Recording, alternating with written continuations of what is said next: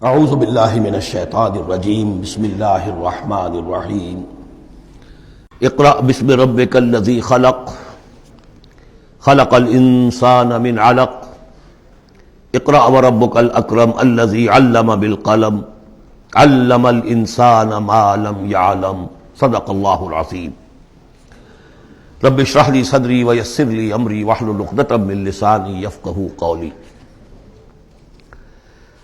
اس سے پہلے کئی مرتبہ یہ عرض کیا جا چکا ہے کہ حضور پر جو پہلی وحی آئی تقریباً اجماع ہے اس پر کہ وہ یہ 5 آیات ہیں سورہ علق کی۔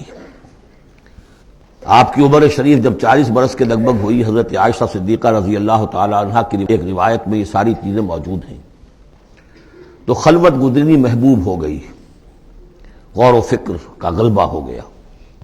پھر آپ غار حرا میں جا کر کئی راتیں کئی دن قیام فرما ہوتے تھے، اور شارحین حدیث کا اس پر اجماع ہے کہ وہاں آپ کیا کرتے تھے؟ کان صفت و تعبدہ فی غار حرا تفکر والاعتبار، غور و فکر، سوچ بچار۔ اسی میں پھر ایک دن فرشتہ آیا ہے۔ فرشتے کا آنا اور فرشتہ کیا لے کر آیا جس پر کہ اس نے یہ کہا اقرا، پڑھو، وہ ذرا بات ہے کہ جو ذرا پیچیدہ ہے، سمجھنے کی ہے، وہ میں عرض کروں گا آپ سے۔ روایت یہ ہے کہ فرشتے نے کہا اقرا، تو حضور نے فرمایا ما انا بقاری۔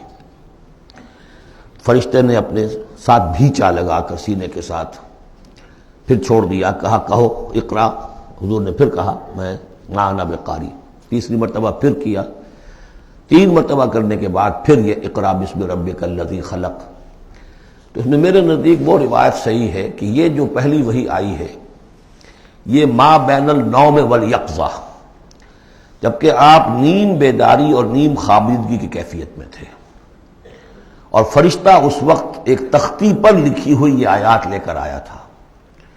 ورنہ ظاہر بات ہے کہ آدمی پڑھا ہوا نہ ہو تب بھی اسی کی اپنی زبان میں کہا جا رہا ہو کہ یوں کہو، تو وہ تو کہنا مشکل نہیں تھا۔ 40 برس کی عمر تھی آپ کی، کوئی آپ بچے تو نہیں تھے، کوئی شے تھی کہ جس کو پڑھنا تھا۔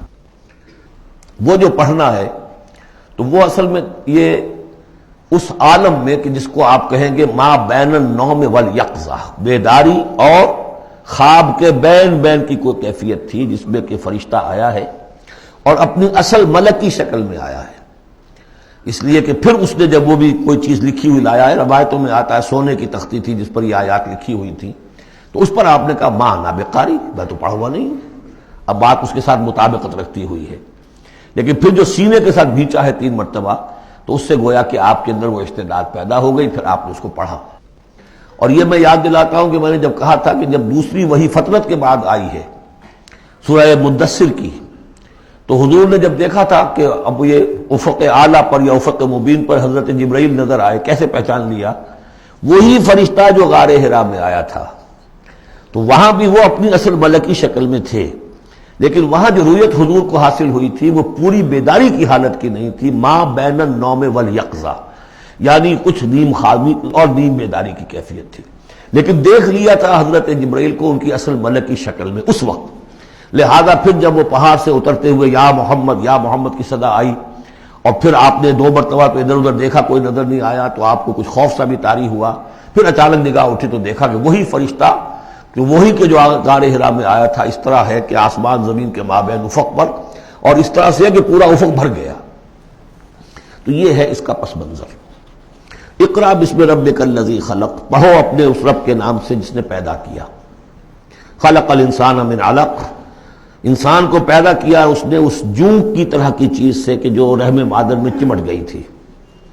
اقرا وربک الاکرم، پڑھو اور تمہارا رب بہت کریم ہے، بہت کریم ہے، بہت مہربان ہے۔ الذی علم بالقلم، جس نے کہ تعلیم دی ہے قلم کے ساتھ۔ عام انسانی تعلیم قلم کے ذریعے سے ہے، حضور کے لیے قلم کے درجے میں فرشتہ ہے، فرشتے کے ذریعے سے حضور کو سکھایا گیا ہے۔ علم الانسان ما لم یعلم، اور انسان کو سکھایا ہے جو کچھ کہ وہ نہیں جانتا تھا۔ اس وحی سے آپ کی نبوت کا ظہور ہو گیا۔ نبی تو پیدائشی طور پر نبی ہوتا ہے، لیکن اس کا ظہور ہوا ہے اس وحی کے ساتھ۔ البتہ اس میں کوئی تبلیغ کا حکم نہیں ہے، وہ تو پھر جب وہ وحی آئی ہے، جب کہ فرشتے کو دیکھا ہے افق اعلیٰ پر، افق مبین پر، اس کے بعد جب گھر گئے ہیں اور پھر آپ کمبل اوڑھ کر لیٹ گئے ہیں، دہشت کی کیفیت طاری تھی، پھر وہ سورہ مدثر کی آیات نازل ہوئیں۔ یا ایھا المدثر قم فانذر وربک فکبر، وہاں سے پھر آپ کی رسالت کا آغاز ہوا کہ اے لحاف میں لپٹ کر لیٹنے والے اب کھڑے ہو جاؤ، انذار کرو، خبردار کرو لوگوں کو، اور اپنے رب کی کبریائی کا اعلان کرو اور اس کی کبریائی کے نفاذ کی جد و جہد کرو۔ یہ ہم پڑھ چکے ہیں سورہ مدثر میں۔ اس کے بعد میں نے عرض کیا تھا سورہ مدثر ہی میں 7 آیتوں میں حضور سے خطاب کے بعد پھر 3 آیتیں تھیں۔ فَإِذَا نُقِرَ فِي النَّاقُورِ فَذَلِكَ يَوْمَئِذٍ يَوْمٌ عَسِيرٌ عَلَى الْكَافِرِينَ غَيْرُ يَسِيرٌ۔ یہاں پہ دیکھیے، یہاں اب 3 آیتیں آ رہی ہیں، یہ آخرت کا فلسفہ بیان کر رہی ہیں۔ کَلَّا إِنَّ الْإِنسَانَ لَيَطْغَىٰ، کوئی نہیں، انسان طغیانی پر، سرکشی پر، زیادتی پر، ظلم پر، تعدی پر آمادہ ہو ہی جاتا ہے۔ کیوں ہو جاتا ہے؟ وہی حساس اور ذہین آدمی جو بیٹھا غور کر رہا ہے کہ یہ کیا ہو رہا ہے معاشرے میں، کیوں ظلم ہو رہا ہے، کیوں تعدی ہو رہی ہے، کیوں غلط روی لوگوں نے اختیار کی ہے، ہو جاتا ہے انسان۔ کیوں ہو جاتا ہے؟ الراہ استغنا، وہ اپنے آپ کو دیکھتا ہے کہ اس پر پکڑ کوئی نہیں، انگارہ زبان پر رکھوں گا تو جل جائے گی، جھوٹ بولوں گا کچھ بھی نہیں ہوگا، اگر میں کہیں زہر کھاؤں گا مر جاؤں گا، حرام کا مال کھاؤں گا کچھ نہیں ہوگا۔ کہ یہ دنیا جو ہے یہ فزیکل لاز پر چل رہی ہے، یہاں مورل لاز جو ہے آپریٹو نہیں ہے۔ اخلاقی قوانین ہے تو صحیح موجود، انسان کے نفس میں ہے، یہ اچھائی یہ برائی، لیکن دنیا جو چل رہی ہے اس میں ان اخلاقی قوانین کا کوئی دخل نہیں ہے، وہ صرف فزیکل لاز پر چل رہی ہے۔ آگ جلا دے گی اور جھوٹ سے کچھ بھی نہیں ہوگا، چھالا بھی نہیں ہوگا، اور آپ نے اگر کہیں پر سنکھیا کھا لیا تو مر جائیں گے، اور آپ حرام خوری جتنی چاہے کرتے جائیں کچھ نہیں ہوگا۔ یہ جو ہے کہ moral law is not operative, جبکہ فزیکل لا آپریٹو ہے، اس وجہ سے انسان جو ہے سرکشی پر، تعدی پر آمادہ ہو ہی جاتا ہے۔ اب اس کا علاج کیا ہے؟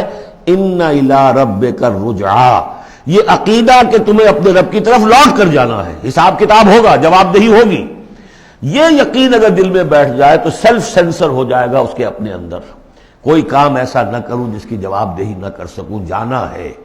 گویا کہ حل جو ہے اس پورے معاملے کا، کسی معاشرے میں اخلاقی زوال آ چکا ہو تو صرف ایک ہے، اور وہ ہے آخرت کا یقین اگر ہوگا کہ ہر چیز کی جواب دہی ہوگی، حساب کتاب ہوگا۔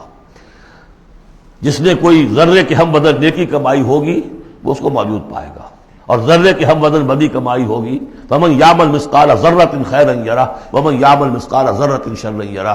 جب تک یہ نہیں ہوگا، واقعہ یہ ہے کہ انسان جو ہے ظلم، تعدی، جہاں کہیں بھی ہاتھ پڑ سکتا ہے، کوئی نہ کوئی غلط حرکت کرے گا۔ صدق اللہ العظیم۔